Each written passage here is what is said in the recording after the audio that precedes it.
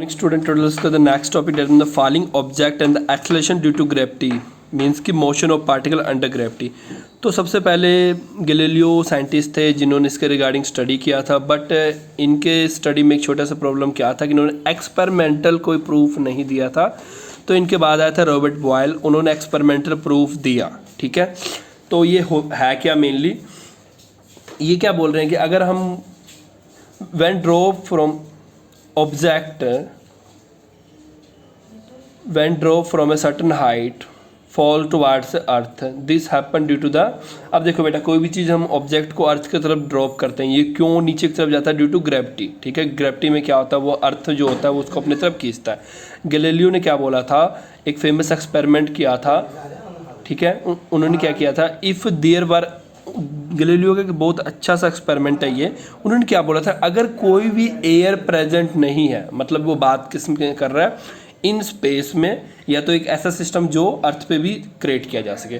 तो उन्होंने क्या बोला कि आप एक कॉइन ले लो, एक स्टोन ले लो, एक चाहे पंख ले लो। ठीक है, अगर उन तीनों चीज़ों को एक साथ ड्रॉप करोगे in the absence of air, when no air are present, तो वो तीनों चीज़ क्या करेंगे, एक साथ ही जाकर ज़मीन से क्या करेंगे, स्ट्राइक करेंगे। पर इसके लिए कंडीशन क्या है कि उसमें एयर नहीं होना चाहिए, मीन्स वैक्यूम होना चाहिए।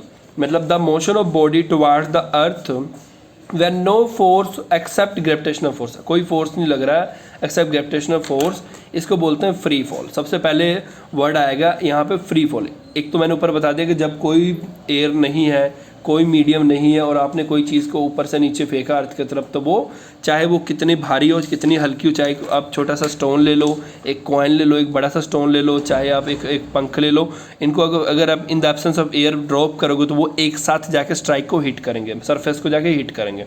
उसके बाद इन्होंने क्या बोला कि फ्रीली मोशन क्या होता है, the motion of body towards earth. कब? जब उस पर कोई भी फोर्स और ग्रेविटी, और कोई फोर्स नहीं लग रहा है एक्सेप्ट फोर्स ऑफ ग्रेविटी,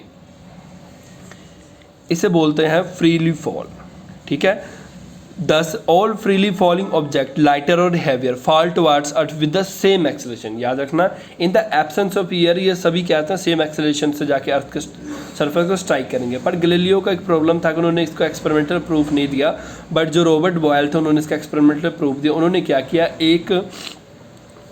बेटा, एक कांच का ट्यूब लिया, उसमें सारा एयर निकाल दिया, ऊपर नीचे उसको पैक कर दिया। ठीक है, फिर क्या किया, उसमें कॉइन डाला, एक फेदर डाला, एक कॉइन डाला, एक स्टोन डाला और एक पंख डाला। फिर उन्होंने क्या किया, उन तीनों को क्या कर दिया, उल्टा, उस मतलब ट्यूब को क्या कर दिया, उल्टा कर दिया। और उन्होंने एक ऑब्जर्व किया कि तीनों चीज़ एक साथ ही आके सरफेस पे स्ट्राइक कर रहे थे। ये क्या था बेटा, एक्सपेरिमेंटल प्रूफ था रॉबर्ट बॉयल के तरफ से। नेक्स्ट टर्म है जो हमने पढ़ना है, ग्रेविटी। ग्रेविटी और ग्रेविटेशन में क्या फ़र्क है? देखो बेटा, the force of attraction between two object, दोबारा सुनो, फोर्स ऑफ अट्रैक्शन, जब दो ऑब्जेक्ट्स के बीच में कोई फोर्स ऑफ अट्रैक्शन है, मतलब दो ऑब्जेक्ट, मतलब अगर कोई दो ऑब्जेक्ट है और उन दोनों को क्या कर रहे हैं, कोई चीज़ अपनी तरफ खींच रहा है, ऐसे फोर्स को बोलते हैं हम gravitation force. The force of attraction between two object by virtue को आप ड्यू टू भी लिख सकते हो, ऑफ देयर मासेस, उनके मासेस करके अगर वो एक दूसरे को अपनी तरफ खींच रहे हैं उनको बोलते हैं ग्रेविटेशनल फोर्स। और नेक्स्ट है ग्रेविटी। तो यहाँ पे आपको क्वेश्चन भी आगे आ सकता है, मतलब कि यहाँ पे डिफाइन ग्रेविटेशन और ग्रेविटी। ठीक है, तो इस तरह से आपको पूछा जा सकता है, या ऐसे पूछा जा सकता है, how gravity differ from gravitation. तो आपने ये दोनों डेफिनेशन देना है। ठीक है, एग्जाम्पल के लिए, force of attraction between two object such as book, chair, table between two heavenly object, example is, ये ग्रेविटेशन के एग्जाम्पल है। उसी तरह अगर फोर्स ऑफ ग्रेविटेशन एक्सर्टेड, कौन लगा रहा है, by huge very big heavenly body such as earth, moon और sun etcetera on the smaller object. जैसे मैंने आपको एक्सपेरिमेंट उस दिन कराया था ना, स्मॉल वर्ब्स, ठीक है, उसके साथ में बड़े बड़े वर्ब्स लगाए थे, वो दोनों क्या कर अपनी तरफ खींच रहा था। तो ये क्या हुआ बेटा, ग्रेविटी का एक एग्जांपल हो गया। ठीक है, कि अगर बिग ऑब्जेक्ट स्मॉल ऑब्जेक्ट पे जो फोर्स लगा रहे हैं उनको बोलते हैं ग्रेविटी। ठीक है, एग्जांपल के लिए, अगर 1 किलो का ऑब्जेक्ट का मास 1 किलो है विद फोर्स, ठीक है, अर्थ क्या कर रहा है, पुल कर रहा है ऑब्जेक्ट ऑफ मास 1 किलो को अपने तरफ 9.8 न्यूटन की तरफ। So the force of gravity कितना, 9.8 न्यूटन। ठीक है, नेक्स्ट हम करेंगे कि कैसे acceleration due to gravity, what is meant by acceleration due to gravity of heavenly body. The acceleration produce in a free falling body due to gravitational force. मतलब कि free falling body का मतलब आप जब भी फ्री फॉलिंग टर्म आ जाए तो आप समझ लेना कि ये उस मीडियम की बात कर रहे हैं जहाँ पे एयर प्रेजेंट नहीं है, ठीक है। Acceleration due to the free falling body due to the gravitational pulls of body is called gravitational pull. और याद रखना इनकी जो एक्सेलरेशन होगी मेनली सबकी सेम होगी। क्यों? इसके पीछे रीज़न ये है कि अगर मीडियम ही नहीं है तो एक ही स्पीड से वो अर्थ की तरफ जाएंगे और स्ट्राइक करेंगे, ठीक है। इसको हम जी से लिखते हैं।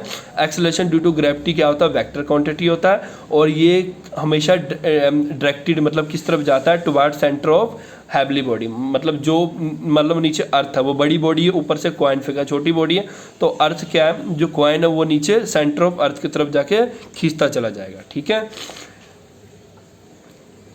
सेंटर ऑफ अर्थ का मतलब आप ये मत समझना कि अर्थ का जो सेंटर है वहाँ पे, मतलब आप जिस प्लेस पे उसे गिराना चाहते हो तो इन बिटवीन से वो अपने आप को सेंटर करने की कोशिश करेगा। और एक मान लो कि ये अर्थ है, ठीक है, यहाँ से कॉइन फेंका तो आपने ये क्या करेगा?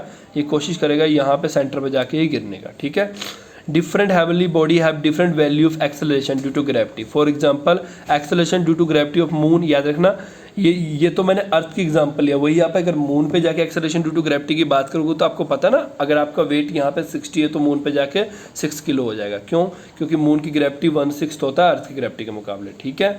इसके बाद है what is acceleration due to gravity of earth. Acceleration due to gravity of earth कैसे निकालेंगे? तो इसके लिए the acceleration produce in a body due to the gravitational pull of earth near the surface. मतलब वो एक्सेलरेशन प्रोड्यूस बाय बॉडी किसके करीब? Gravitational pulls of the earth, ठीक है। वो एक्सेलरेशन जो अर्थ सरफेस पे प्रोड्यूस हो रहा है उसको एक्सेलरेशन ड्यू टू ग्रेविटी कहते हैं, ठीक है। फोर्स किसके बराबर होता है? जी एम। एम कौन सा आया था? मान लो कि कोई ऑब्जेक्ट है एम और ये मास ऑफ अर्थ है, ये क्या है? डिस्टेंस बिटवीन वो ऑब्जेक्ट, मतलब अच्छा अर्थ पे बात करें तो ये रेडियस है, ठीक है। अगर हम अर्थ पे बात करेंगे तो हम क्या लेंगे? आर रेडियस लेंगे। और वही अगर हम दूसरे प्लैनेट से बात करेंगे तो उनके बीच का डिस्टेंस लेंगे, ठीक है। एम क्या मास है? एम ई क्या है? मास ऑफ एम ई क्या है? मास ऑफ अर्थ है। और आर ई क्या? रेडियस। याद रखना बेटा कोई भी चीज़ के रिगार्डिंग हम अर्थ पे बात करेंगे तो हम क्या लेंगे? रेडियस लेंगे। वही हम अर्थ मून या अर्थ सन की बात करेंगे तो हम डिस्टेंस लेंगे बिटवीन देम, ठीक है। तो याद रखना आपको एक चीज़ पता है ना, फोर्स किसके बराबर होता है? मास अपन एक्सेलरेशन, ठीक है। तो इसमें एक्सेलरेशन क्या लिया हुआ है इन्होंने? जी लिया हुआ है ना।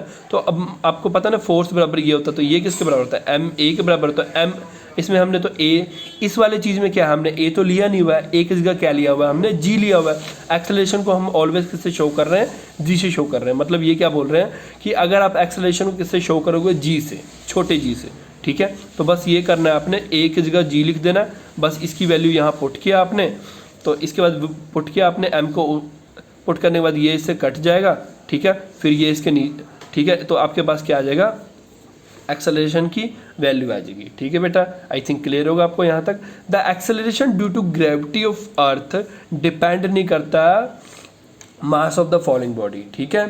All bodies fall towards earth with the same acceleration, ठीक है।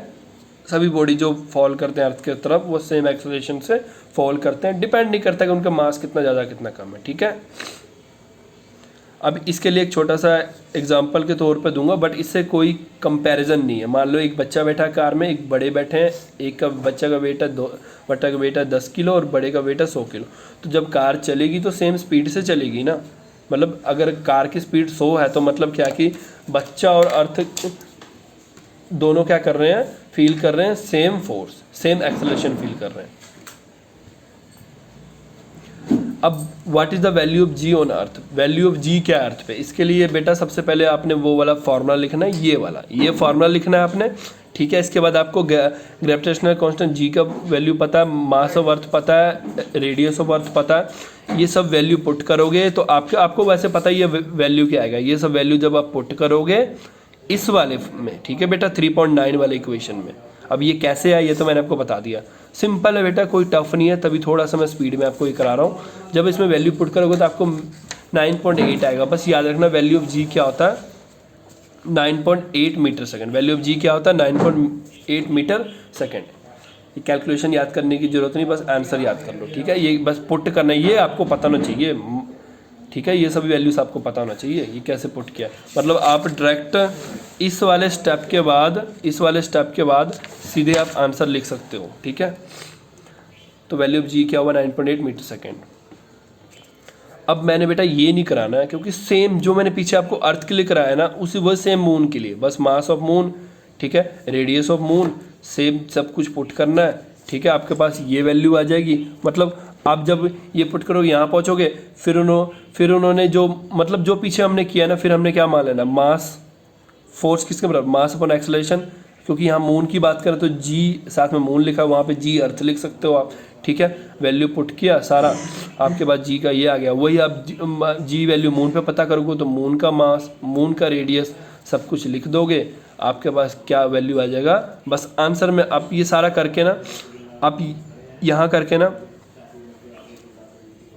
ठीक है, आपने ये अब एक को ये आपको ये वैल्यू याद करके रखना पड़ेगा। अगर क्वेश्चन आ जाता है तो बेटा फिर वहाँ कैलकुलेटर्स नहीं मिलेंगे, ये पहले मैं क्लियर कर देता हूँ आपको, ठीक है। वैल्यूज आपको याद रखनी पड़ेगी जी की मून और अर्थ पे सिर्फ, और कोई नहीं।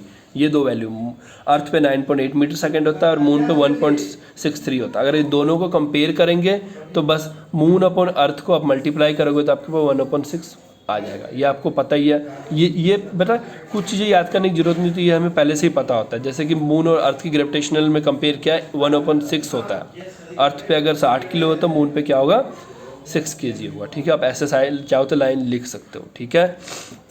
इसके बाद क्या है कि how acceleration due to gravity g related to gravitational constant G, कैसे एक्सेलरेशन ड्यू टू ग्रेविटी जो है वो रिलेटेड है किसके साथ, ग्रेविटेशनल कांस्टेंट के साथ, ठीक है। सबसे पहले आपने क्या करना, मान लो एक मास है m जो near the surface of earth है, ठीक है। ये बोल रहे हैं कैसे acceleration due to gravity g को हम रिलेटेड करेंगे ग्रेविटेशनल कांस्टेंट g के साथ, छोटे g को ग्रेविटेशनल कांस्टेंट से रिलेट करना है, ठीक है। डेरिवेशन टाइप है ये क्वेश्चन, ठीक है। तो ऐसे क्वेश्चन आ सकते हैं ईजिली, ठीक है। इसके आगे भी आपको दो क्वेश्चन आएंगे, उनमें से एक क्वेश्चन तो पक्का ही आता है, वो मैं आपको बताऊंगा जब हम आगे जाएंगे, ठीक है। लेट अस कंसिडर एक मास m है नियर द सरफेस ऑफ, सबसे पहले कुछ नहीं करना है, आपने फॉर्मूला लिख देना ऑलवेज, हमेशा की तरह, जी m अर्थ का, m वो मास का, r का स्क्वायर, ठीक है। ग्रेविटेशनल कांस्टेंट ये आपको याद होना चाहिए, ये दिया हुआ है। इसके बाद क्या है, एम ई क्या है, मास ऑफ अर्थ है, रेडियस ऑफ अर्थ है, फिर आपको पता है ना क्या होता है, एफ किसके बराबर होता है, क्योंकि F equal to G M M E M और आर ई था ना, तो आपको पता है ये किसके बराबर होता है, बस यहाँ पुट करो, ठीक है। ये आ गया क्योंकि एम से एम कट जाता है, ठीक है। फिर ये जी के नीचे, छोटे जी के नीचे बड़ा जी आ जाएगा, ये कैलकुलेशंस आपको समझ आ रही है ना। उसके बाद आपने कुछ नहीं करना है, वैल्यूज़ पुट कर देनी किसकी, मास ऑफ अर्थ की और मास ऑफ अर्थ और रेडियस ऑफ अर्थ की, सब कुछ करने के बाद आपके पास ये वाला आंसर आएगा। आप क्या बोलोगे, the value of acceleration due to gravity of earth क्या होगा, 146 बिलियन टाइम होगा मैग्नीट्यूड ऑफ ग्रेविटेशनल कांस्टेंट में, ठीक है। ये वाला क्वेश्चन बेटा खुद करना है आपने, ठीक है। एक्सेलरेशन ड्यू टू ग्रेविटी और यूनिवर्सल ग्रेविटेशनल कांस्टेंट में, क्योंकि पीछे मैंने आपको करा दिया है, ठीक है, तो बार बार मैं एक ही चीज़ नहीं कराऊंगा, ओके। ये बेटा काफ़ी अच्छा क्वेश्चन है, क्यों, क्योंकि ये क्वेश्चन 2 नंबर में ऑलवेज पूछा जाता है, क्या value of acceleration due to gravity of surface earth constant है। कांस्टेंट का मतलब एवरीवेयर सेम है, इसका आंसर है बेटा नहीं। क्यों, क्योंकि जो हमारा the radius of earth along the equator जो होता है, इक्वेटर की तरफ अगर जाओगे तो वो 10.5 किलोमीटर लंबा है किसके मुकाबले, पोलर की तरफ से, ठीक है बेटा। हमारे 2 पोल्स है, इक्वेटर्स और पोलर, ठीक है। अगर इक्वेटर्स और पोलर, इक्वेटर की तरफ 10.5 किलोमीटर लंबा है किसके मुकाबले, पोलर डायरेक्शन के मुकाबले। इसका मतलब आप खुद सोचो कि जब आप इस तरफ जाओगे तो इस 10.5 किलोमीटर के करके थोड़ी सी वैल्यू अलग होगी जब आप पोलर की तरफ जाओगे उसके मुकाबले, ठीक है। तो हम ऐसा कर सकते हैं कि द अर्थ इज नॉट पर, क्योंकि अर्थ परफेक्ट स्फीयर नहीं है, इस करके radius of R E same नहीं है, ठीक है। Radius of earth everywhere same नहीं है, ठीक है। यही रीज़न है जब आप हिमालय अब बड़े बड़े चोटियों पे चढ़ते हो, पहाड़ों पे चढ़ते हो, तो जो ग्रेविटेशनल कांस्टेंट की वैल्यू बढ़ती घटती है जब आप ऊंचाई पे चढ़ते हो तब, और अगर आप समुद्र के अंदर चल जाते हो या तो आप ड्रिल करके अर्थ के अंदर जाने की कोशिश करोगे तो वैल्यू ऑफ जी बढ़ेगी घटेगी। क्यों? क्योंकि अर्थ का सरफेस पूरी तरह फ्लैट नहीं है, हम इसलिए कांस्टेंट नहीं कह सकते, हम एवरेज कह सकते हैं 9.8 न्यूटन है, बट बेटा 9.8 मीटर सेकेंड है, बट कांस्टेंट नहीं है। क्यों? क्योंकि थोड़ी सी वैल्यू यहाँ ज़्यादा और तो यहाँ थोड़ा यहाँ चेंजेस आएगी और इसके मुकाबले पोलर पे, ठीक है। तो अगर इसको निकालने का बेटर वे है ये वाला जी वाला, ठीक है। ये फार्मूला मेनली यूज़ होगा जब भी एक्सेलरेशन की बात होगी, तो ये फार्मूला आपने लिखना है। Value of g at sea level, अब ये देखो दिया हुआ है ना, ये अब खुद देखो थोड़ा सा आपको ये एक लंबा लग रहा होगा इसके मुकाबले, मतलब अर्थ एग्जैक्ट जो है ना पूरी तरह से गोल नहीं है, पूरी तरह से गोल नहीं है अर्थ, इस तरफ लंबा है इस तरफ छोटा छोटा है, ठीक है। अब ये जो दो क्वेश्चन है, how g vary with the altitude above the surface of earth, एक ये वाला और एक ये वाला, इन दोनों में से बेटा 5 नंबर में एक क्वेश्चन पक्का आता है, मेनली चांसेस होता है 90% आ जाता है, ठीक है, बट 100% नहीं मैं कह सकता हूँ।